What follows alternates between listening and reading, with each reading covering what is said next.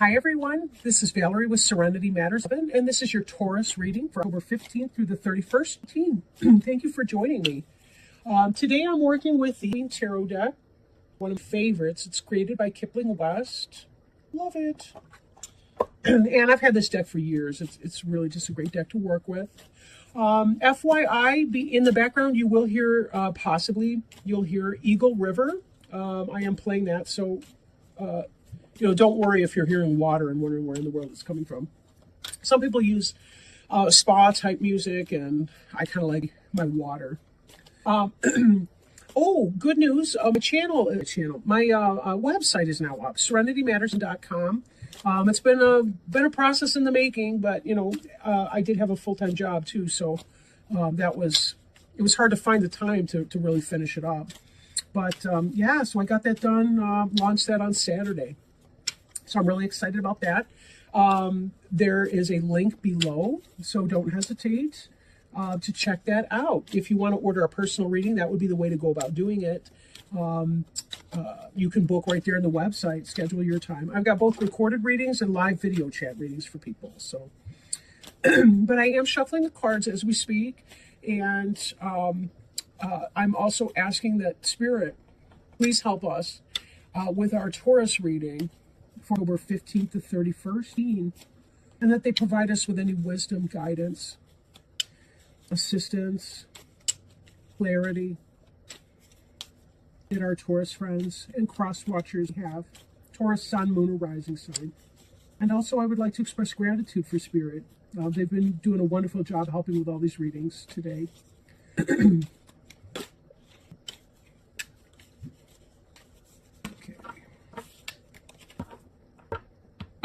All right. Excuse me. As always, I have sinus issues. Covering you, we have the Queen of Ghosts in reverse. Crossing you, the Three of Ghosts in reverse. Crowning you is the Nine of Bats. Beneath you, we have the Temperance card. Behind you, the Magician card. Before you, the Eight of Ghosts. The card representing you is the Ten of Imps. The Environment card is the Wheel of Fortune. The Hopes and Fears card is the Two of Ghosts. And the final outcome card is the Lover's card. So, can I just say this strikes me as a romantic reading today. The card at the bottom of the deck, we have the Knight of Ghosts card. My eye is actually drawn to two different cards here. The one just beneath the Knight of Ghosts is the World card. In the upright, this is about a love message coming in, an offer of love, true love. In reverse, it's kind of player type energy. Could be information coming in, somebody who's not sincere in offering love, some information about love coming in that's not going to make you feel very happy. Ghosts is the suit of water or cups in other decks, so that could possibly be Cancer, Scorpio, or Pisces, or somebody just operating within that energy. But this could also indicate a delay in a true love or romantic situation coming in. But given some of the other cards that I was seeing coming out, I'm thinking that you be in a situation where you need to be very, very careful. And with that in mind, let me just share with you too, this is a general reading. It will not apply for everyone. So, please be careful to take stock in your own personal situation. Maybe you want a personal reading. Maybe you've got friends to talk with. Maybe you have a therapist that you see to help clarify issues and concerns that come up. The World card's about completion of a cycle and rebirth into a new cycle. And these two coming out together, given some of the other cards that I'm seeing down here, this really did speak loudly to me, and that's why I drew it forth. Instead of just sticking straight up with the Knight of Ghosts. We will get back into this energy in a moment, but I don't want to get ahead of myself either with that. Again, I apologize for the sinus drainage. We have here the Queen of Ghosts, but she's in the reverse. In the upright, she's the loving wife, mother, partner, Cancer, Scorpio, Pisces, probably, possibly, or just somebody who is a lover or a wife. Or possibly, depending on your age and circumstances, could be your mom or somebody like that. But this really feels to me more like a romantic reading for some of you. The Queen of Ghosts in the reverse, she's somebody who's not being true to you. She's not being genuine. And then this is what's the energy that we're operating with. Then we see the Three of Ghosts, which could be celebration, but reversed like that, it tends to be a three-party situation. Third party situation. So for some of you, it may be that your partner is cheating. It could also be the case that you are involved with someone and you know that she's in a relationship with somebody else. But either way, either she's potentially cheating on you or she's cheating on someone else to be with you. But either way, that's a third-party situation. And I don't think that that's something you're happy about. This is why I think it's happening to you and not from you. Because this is on your mind, this Knight of Bats. 9 of Bats. That's air, swords. 9 of Swords is about pain and anxiety. It's about hurt and pain. It's about loss. This is one of the most devastating cards in the deck, heart-wise. Even Tower energy. You know, sometimes we welcome the Tower energy, which clears things out. This is about having that awareness that something's not going well. You already know what's going on. There have been clues or signs, or maybe somebody told you that this person's not being faithful to you. This is not, so far this is not boiling down to be, I don't like doing readings like that. I mean, I do and I don't. People need to know what's going on, but yet I never want that for you. Let me just say it that way. I never want that for you. Temperance, possible Sagittarius, not necessarily. The Temperance is about peaceful waiting. Maybe you're kind of biding your time because you want to find out what's going on and you're not sure what's been going on. So you've been kind of having a wait and see policy. You're wondering what's brewing up in here. You know, something's brewing on behind the surface, right? And you're kind of playing a wait and see game to see what's going to find out. But I think on some level you already know that. And I don't think you're going to put up with it long. And here's why, right? We've got this Magician here. The Magician, that's about creating, manifesting, you know, pulling rabbits out of hats, so to speak. In the reverse, the Magician, though, can be about manipulation, really master manipulation. Magician can be potentially Gemini. And the reason for that is that the Magician card is related to Mercury. And Mercury is one of the planetary rulers of Gemini. We also see Gemini later on in the final outcome card. But it could be that a Gemini is doing you wrong and manipulating. Especially when we see this energy coming up, the Queen of Ghosts in the third-party situation. Or it could be that your Queen of Ghosts in the reverse is cheating on you with a Magician, a Gemini, or somebody like that. Somebody who manifests things. Again, this Magician doesn't necessarily have to be a bad person. This person may not even know what the Queen of Ghosts is up to. They'd be being told. Somebody be manipulating this Magician and saying, you know, this Queen of Ghosts could be saying, no, I'm single.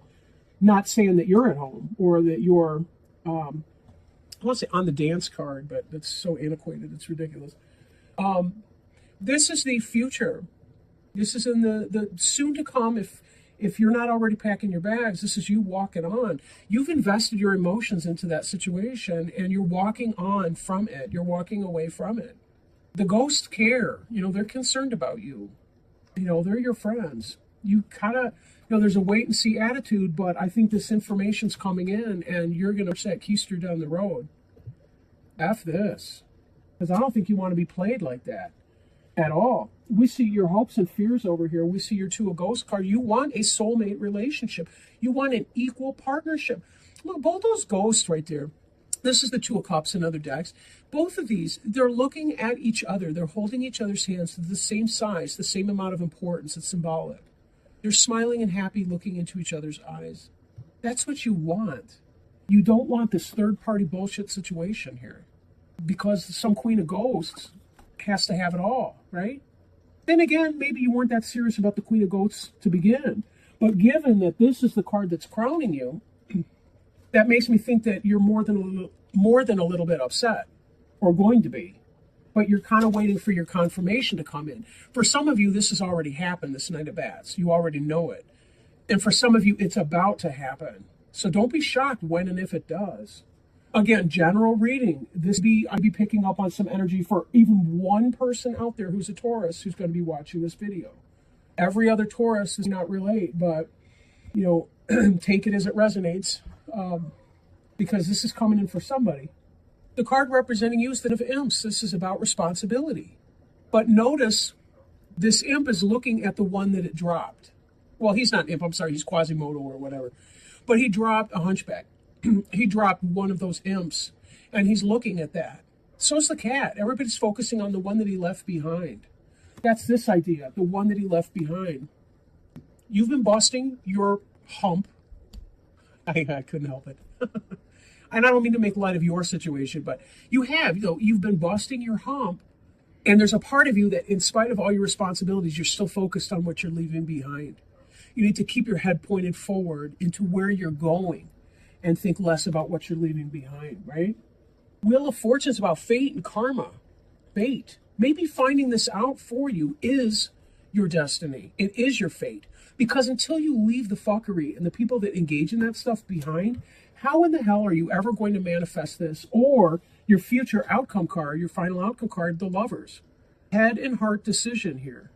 And that could be about whether or not to walk away from this person. But it does look like you kind of know you're not putting up with that. Lovers card could be a possible Gemini, head or heart decision, or it could be that the lover of your life is going to be coming in. I like to think that this Knight of Ghosts will herald somebody new coming in, that this Wheel of Fortune could be you had to let go of this person engaged in the fuckery in order for you to be able to open the window, because I'm basing off the card here, for you to open the window for this new person, the real love of your life, to come marching in. And then you do get what you want. But you got to let go of that third-party situation. You got to know that you're worth that. We can't spin our wheels in something that's not going to move that way. And that's why this World card was calling out. This World card was calling out because this is about completing some kind of a karmic cycle so that you can move on to the future that's going to be awaiting you. And we don't know how long this is going to take to get here, by the way. We don't know that. In fact, beneath you, we see this Temperance card. So again, there's that sense of waiting. It's not going to be immediate when you're going to meet this person, this Lovers card situation. But as the saying goes, you can't make an omelet without breaking a few eggs. And it's going to take as long as it's going to take. But until you clear the path for it, this new can't come in. She's still looking at the past. She's reminiscing. Look, she's got the picture of this guy here. This is from Bram Stoker's Dracula, by the way. And in the story, I think was her name Lucy? Or no, wait a minute.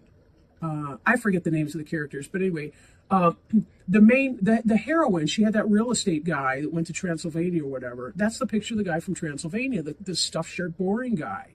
And then here comes Mr. Passionate Lust through the window. Somebody who's way more exciting and who's going to create a balance with her, who's going to put her first, who's not going to leave her in this type of situation. Now, ordinarily, I would steer you away from the emotional vampires, but I'm looking at this card in a different way, based on having read the book, right? Very, very different energies here. Very different energies. So let's pull an oracle card. I'm working today with the Alice in Wonderland oracle cards by Lucy Cavendish. Love these. Recently released. They came out in November 15. And let's toss these and see what kind of advice that Spirit has for you, Taurus friends and cross watchers, about what's going on and what needs to happen right now. We had this fly out the deck. Wow. Mortality. Life is brief, bright, beautiful, and yours to live.